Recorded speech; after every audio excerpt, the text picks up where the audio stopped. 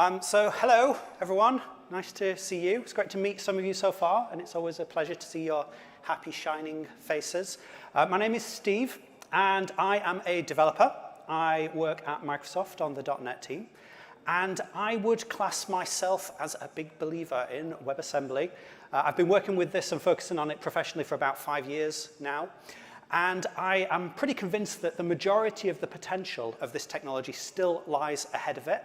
And the people in this room are probably going to be some of the key people to unlock that. Now, speaking of the people in the room and those people watching the live stream, I know that many of you are technology creators or influencers, innovators. Perhaps you run open source projects. Maybe you've got a startup in this space, or you would consider doing that in the future. And you probably want your technology to reach and appeal to a wide audience, the widest audience you can. You probably want to go beyond just the Rust community and the assembly script developers. You probably want to make your stuff appeal to the really big technology communities. So I'm talking things like Java, Python, .NET, JavaScript. You probably want something that all those people are going to be into. Well, that's kind of what this talk is about here, because in the .NET world, we've been doing WebAssembly for a few years now, and so we've built up quite a bit of experience of what it's like to work with mainstream developers and these technologies. And that's what we'll talk about. I'll show you a bunch of examples of stuff we have done and will do. But just before we get to that, I know that not everyone here will have used .NET, so I do need to just spend the first 1 or 2 minutes just giving you a quick recap of what .NET is, otherwise this might not make sense to everyone. So .NET is a general software platform from Microsoft, which consists of a bunch of different pieces. One of those pieces is the languages. You will have heard of C#, I'm sure. You might have heard of F#.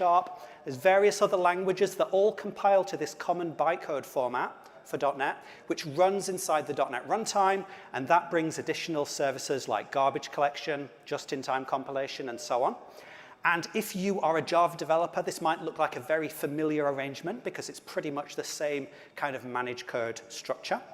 And then there are various frameworks built on top of all this. So for example, there's ASP.NET Core, which is a general web technology. There's Blazor, which is for web UI. There's MAUI, which is for native UI, and various other things which you don't need to know about, but they're all there, and they solve different people's problems.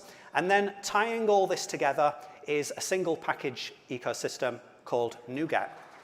Now, you might have heard of something called .NET Core, but what is .NET Core and how does that fit into this? Well, in about 2014, 2015, we completely reinvented all of this. Like, we rewrote it almost from scratch. That's when .NET became fully cross-platform and open source, and it was such a big change that we gave it a new name, .NET Core, which was nice. And then after a few years, we thought, hang on a minute, what were we thinking? That's a terrible name. Like, .NET was already a dubious name, and just adding a random word to it turns out doesn't actually help. So we thought, okay, let's just scratch that out, pretend it didn't happen. We'll go back to calling it .NET again. So, you know, we're great at naming in Microsoft. We've gone back to .NET now. It's nice and simple, except if you use ASP.NET Core, because that is keeping the word core for reasons that nobody knows or will talk about. Okay, so that's dubious naming, but a good technology behind that. So speaking of the technology, there's still some prevalent myths about .NET. I just need to dispel a few myths. So yes, modern .NET really is open source. It's MIT licensed. It has been for years. And it really is cross-platform. You can develop on Windows, Mac, or Linux and deploy to any platform that you want to, and quite a lot of people do. So according to the Stack Overflow survey last year, around 3 in 10 professional developers globally are using .NET. So it's a lot of people. Now, I am not trying to sell .NET to you here. I don't care at all whether you like it or not. I'm simply trying to make the case that this is a large developer community and that Microsoft does a lot of work to make the performance and reliability and simplicity good, because we're interested in technologies that will appeal to a wide audience. But mainly, we want to talk about .NET and WebAssembly. So let's think about that for a minute. And you can kind of split this space into 2 parts. You can think about the stuff that we've already done up until now, and then the stuff that we might do in the future. Now, the main thing that we've done up until now is this thing called Blazor WebAssembly. So Blazor is a UI framework for .NET, and it was originally designed to run in the browser on WebAssembly. We started the first prototype in about 2017, so that's just when WebAssembly came on the scene, and it's been supported in production since 2020. And it allows you to do the sort of thing that you would do with another a front-end framework like Vue or React or Angular, but with .NET inside a browser. And it's going very well. It's a popular part of .NET. In fact, it's one of the fastest growing parts of .NET and has been for some years. And I'm going to show you more about how that works, what the developer experience is like, and what we've learned in a minute. But first, let me just give you an example so that we all know what we're talking about here. So I'm going to show you a quick sample application, and I'll show you the code behind it in a minute. So this sample represents a typical kind of business application because, you know, most people want to build business applications, and this is C#.NET compiled to WebAssembly, compiled to run on WebAssembly, talk about that in a minute, running inside the browser, and it's talking to a .NET backend server as well. It happens to be communicating with gRPC Web in this case, and it's getting some data from a backend server, and that's the sort of thing that people want to do. And if I go over onto this inventory screen, you'll see we've got a nice big grid, which makes sense because, you know, most business applications are built out of big grids. And this really is a big grid. We've got 100,000 items in there, and the performance is really nice. I can just scroll to any point in that entire 100,000 items, and it just comes up instantly. And that is possible because we've got all the data inside the client here.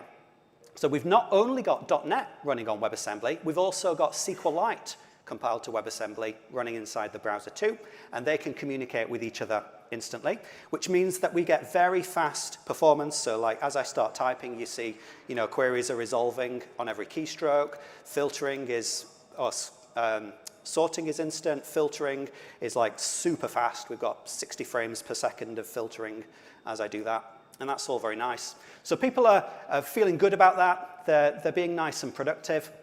Let me show you a little bit of some code that's going on behind there. So I've got a few different things. I'm certainly not going to go through every line of this because, you know, there's a lot in there. So I've got this central server project. That's ASP.NET Core on the back end.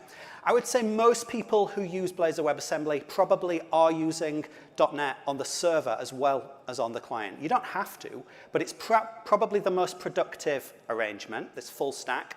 Because if you've got the same technology on both ends of the wire, then, well, you've only got to think about one thing. But also, it means that we can share code. We can share our domain model types, and we can pass data between server and client without any friction. So people generally tend to do that. Then I've also got this manufacturing hub project here. That's the actual Blazor WebAssembly application. And there are two main types of files in this project. So the first type is C#, and you know, this is my program CS. This is where my application starts up, and it configures all the services and stuff in there. So general C# is going to work. But also the other main type of file in these projects are these Razor files. And Razor is our syntax for being able to have markup as well as C#, and that's how we're rendering a web UI. Now, the actual application architecture of a Blazor application is basically the same as all other front-end frameworks. So, you know, things like Vue and Svelte and React, they've basically all ended up with the same kind of component-oriented architecture, and Blazor is no exception. It's pretty much the same kind of way of structuring an application. And then, in terms of actually running this in a browser, you might think that we're compiling C# to WebAssembly. Well, we can do that, but that's not actually what we do by default. It's not what we do in development. In development, we're using an interpreter where we compile the .NET to regular .NET assemblies and then run them on a runtime that itself is compiled to WebAssembly. And to show you that, I'll go into my browser network tab, and we'll have a look for DLLs. And you'll see that I've got a bunch of DLLs in there. In fact, I've got an enormous number of DLLs, loads of them. And that is because this is a development build where we optimize for compile speed. Developer experience is key here. So we're not doing any code stripping in development. We just dump everything in there. And these are normal DLLs produced by the C# compiler, which is very fast. It can build something like this in a second easily. And then to actually execute them, we've got the .NET runtime compiled to WebAssembly. And in a production build, that file can be as small as about 300 kilobytes. We've done a lot of work to optimize that. Now, there is another execution mode for Blazor WebAssembly, which is ahead-of-time compilation, where we do compile all the C# through to WebAssembly bytecode. And that allows the application to run a lot faster, but at the cost that the build time is also quite a bit longer. So we don't want to do that while people are actually developing. Okay, so what's the product goals for this sort of thing? What are we trying to achieve? Well, personally, a goal that I've always had for this, right from the very beginning, is to help front-end web development move beyond just JavaScript. I like JavaScript, it's a good language. I built probably the first half of my career on it. But the software world is much broader than that. There are many different languages and platforms and different approaches to programming, and I would love it if front-end development could make use of all those. And then the other reason is, of course, to make .NET developers productive. And it's not just about bringing the C# language into the browser. It's about bringing the full .NET experience. And that includes things like the C# language, but it also involves all of the tooling. When you're working with a mass market developer audience, they know what tools they like, and they want to keep using them, and they're not going to accept some new tools that you make up. So we need to make all the existing .NET tooling, the debugger, trimming system, hot reload, they all have to work. But also, critically, the entire package ecosystem. People expect that they can use any package they want, and they won't be happy if you tell them they can't. We couldn't call this .NET if you couldn't use the whole .NET package ecosystem, just like you couldn't call something Go or Python if it didn't support the corresponding package ecosystem for that. And the net result is that people get to build these full-stack applications with .NET on both sides of the wire, and I think that the same approach could work for other technologies too. You could easily imagine having Python on both ends of the wire for web development, and that would be productive. Okay, so I've been really focused on developer experience so far, so let's experience that ourselves. Let's have our own little developer experience right now, shall we? Let's imagine that we find some bug in this application. I'm going to just open something like this rocket motor here, and you can see that at the bottom there, it's got this little cost calculator, and as I change it, it tells me the price for different numbers of units. But let's say someone reports a bug, and they say, hey, did you know you can have a negative number of items with a negative price? That's kind of absurd, isn't it? And you think, all right, fine, yeah, I'm going to fix that. Most developers at this point are going to start reaching for a debugger. But can we debug C# when it's running inside a browser on WebAssembly? Yes, we can. That's important. It wouldn't be much of a developer experience otherwise. So to get into the debugger, I'm going to press a magic hotkey, Shift-Alt-D. And when I do that, a browser DevTools window is going to appear. And this is the normal Chromium DevTools, which you all seen before. You all know and love it. It's got JavaScript and CSS and stuff. But because this is Blazor WebAssembly, it's also got all of my .NET application files. For example, I've got my C# sources here in the browser. I've also got all of these different Razor files. And I happen to know that this stock label pop-up thing here is rendered by this part details Razor file. And I also look through it and I see, okay, this is where we get the cost statement, the formatted cost. So I'm going to drop a breakpoint right there in the middle of my Razor file. And then if I go back over here and change this number, we will hit our breakpoint inside the browser, and I can just start stepping through the evaluation of my UI and right into the C# code that is behind there. And we can see, okay, so here's the bug. Oh, it's fairly clear that there's a bug here. It does nothing about the fact that there might be a negative price. So should we fix that then? Let's go into our code editor. Let's just reorganize the screen a little bit. I'm going to want this and this. So there we go. It's kind of difficult to see when you've got such a small font, such a big font. But remember, we've just seen that there's a file called part.cs, which contains this code here, and I want to fix it. So I'm going to say if quantity is less than 1, I'm going to return not applicable. Okay, and then I hit save. And when I do hit save, what we should see in the browser is it immediately just changes to say not applicable. So this is the hot reload system. It's kind of standard in the JavaScript world, but it's not so standard when you talk about running stuff in WebAssembly. We had to do quite a bit of work to enable that. But now, when I've got a negative value, it'll say not applicable, and for positive values, it'll give us the right numbers. So that's pretty nice. We've had a nice little developer experience. We've been able to use standard tools and do all the stuff that we expect. So that's kind of where we are with Blazor WebAssembly in the browser. Let's think about where we might go in the future. Now, there is, of course, a lot of excitement and momentum in the industry right now about WebAssembly on the server. And so we're thinking about what we could do to bring .NET to this new WASI ecosystem. And there's perhaps two main reasons for that, or there's two benefits on both sides of this. So for the WASI world, for the ecosystem that you're all developing, the benefit of us bringing .NET to that is that we bring a large audience of developers who are going to want to use your tools and your services, your hosting systems, and hopefully give you a lot more influence over developers' lives. And then for the .NET developers, it's beneficial because it brings them to the cutting edge, or it keeps them on the cutting edge of where the industry is hopefully moving. Now, you might think that .NET on WebAssembly is already a solved problem because, I just was doing it right there in the browser. It was working. So we can just go home, right?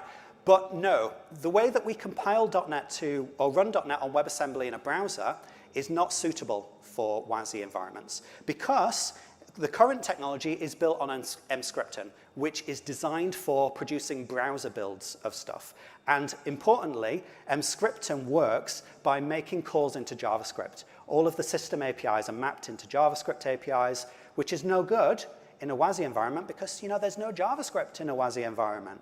So we've started looking at a new experimental way of building .NET to run in WebAssembly based on the WASI SDK. And when you build something with that, it's much simpler. You just get a single file that comes out of it, and it does not rely on JavaScript. Everything is mapped into the WASI system interface functions. So let me show you our new experimental SDK. And I'm going to go over to a console here. And I've got an empty directory. And this is in Linux, but it would be exactly the same if I was in Windows or Mac, so you don't really need to worry about the operating system. And we'll start by doing the simplest thing we can. And in .NET, the simplest thing probably is a console application. So I've created one of those. And in case you don't know what files are in a .NET console application, I'll open up an editor. And when we get in there, we should see that there are two files in there. We've got the csproj, which configures the compilation. We don't need to care about that. And then we've got program CS, which is just going to print hello world. So let's run that, .NET run, and that will compile the application, restore its dependencies and stuff, and print out hello world. Very good. Let's just change it to display a little bit more info.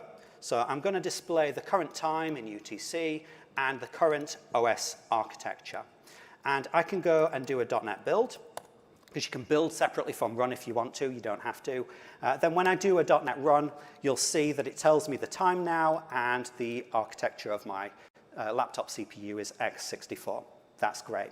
But this is not WebAssembly yet. This is just normal .NET.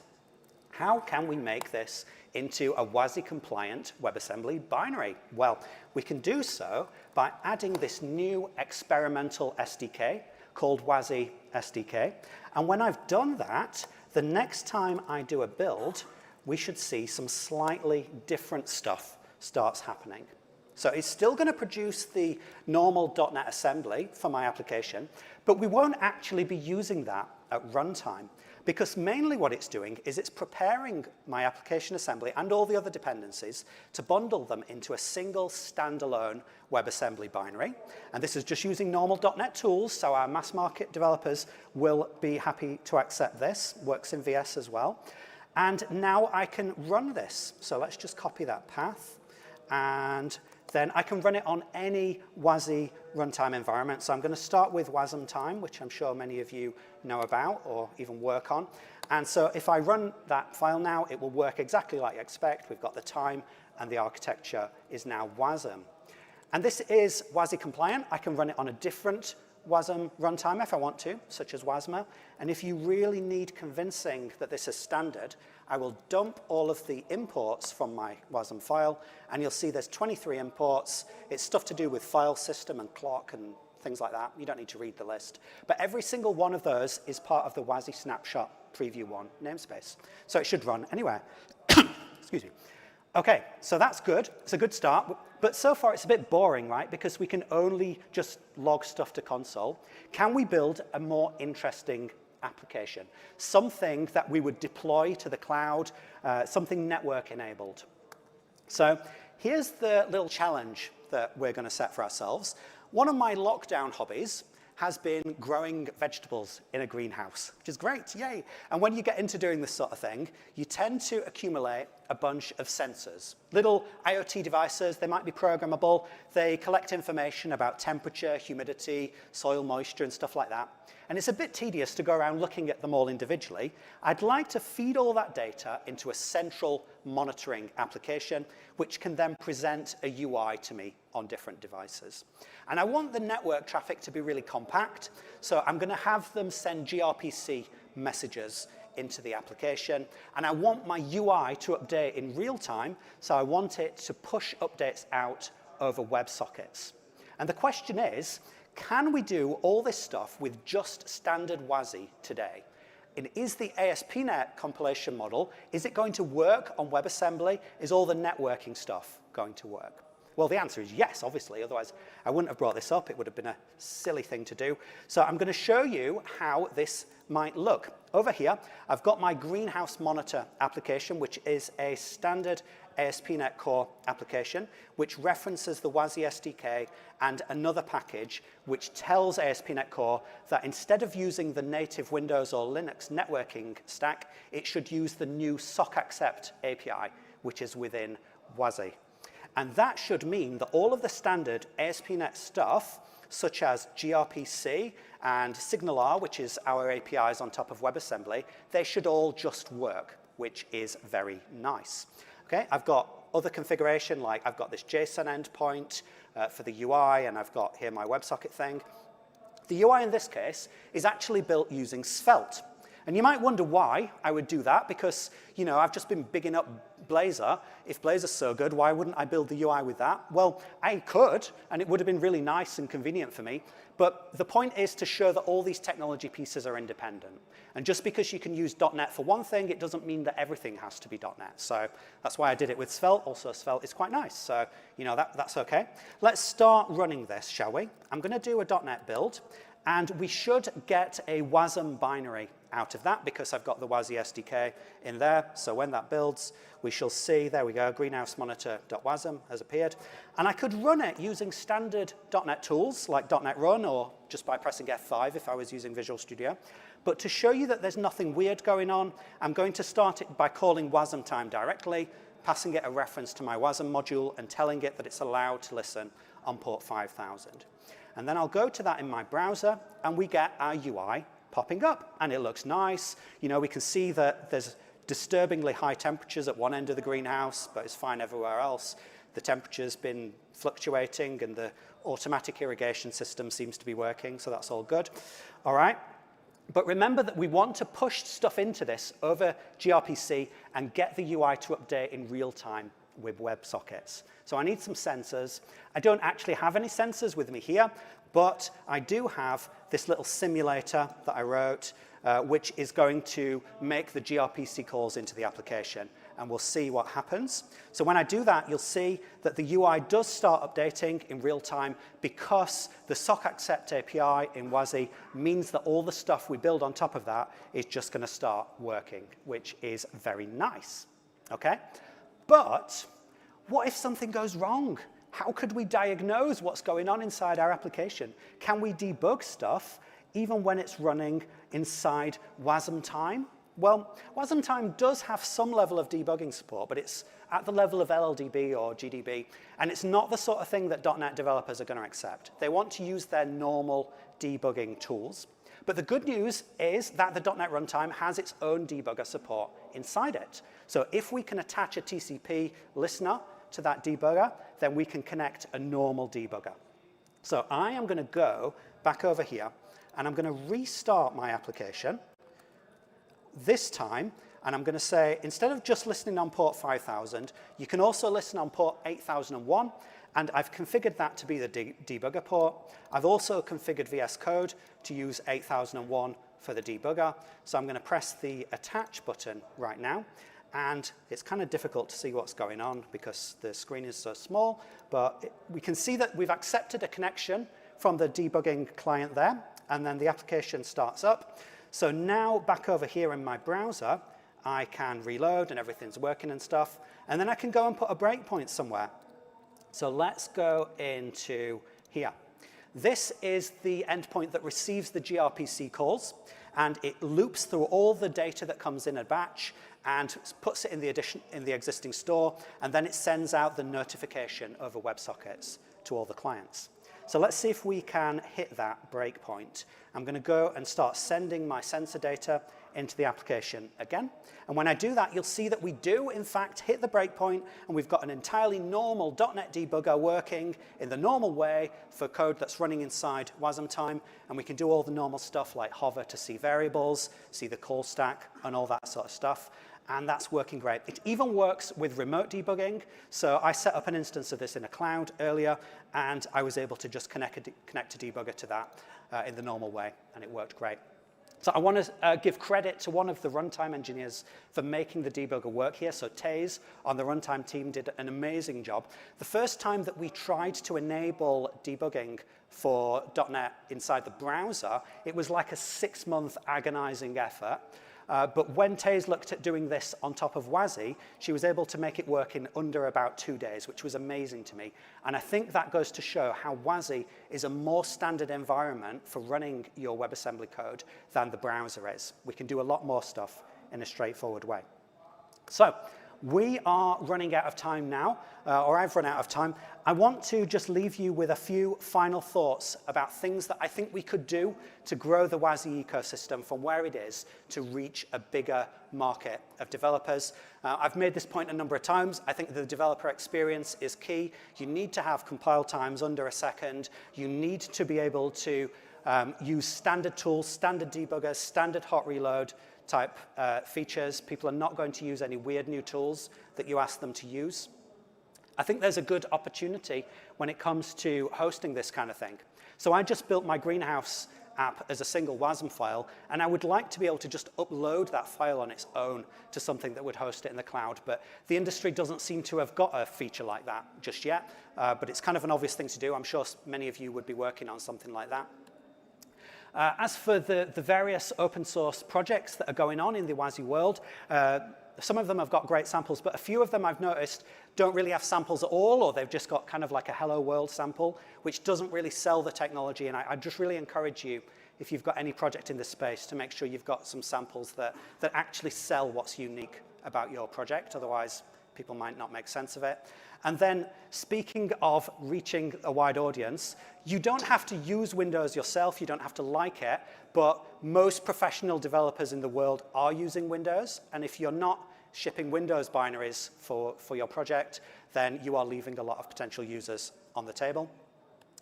As for the WASI spec itself, I think we all know that there are some gaps in networking. It's been mentioned in the keynote. I know there's a session about this later in the afternoon.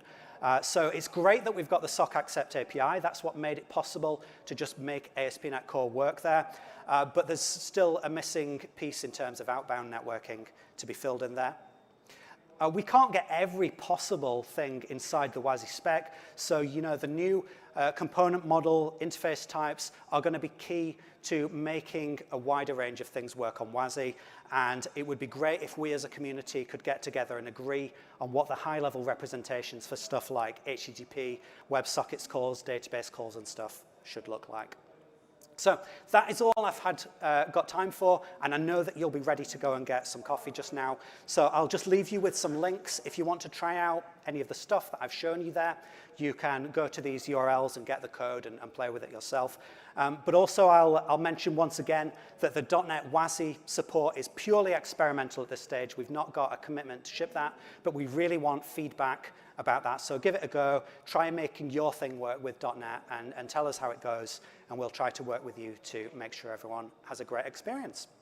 So there we go, run out of time. Have a lovely rest of the day, and I look forward to chatting with many of you as we go.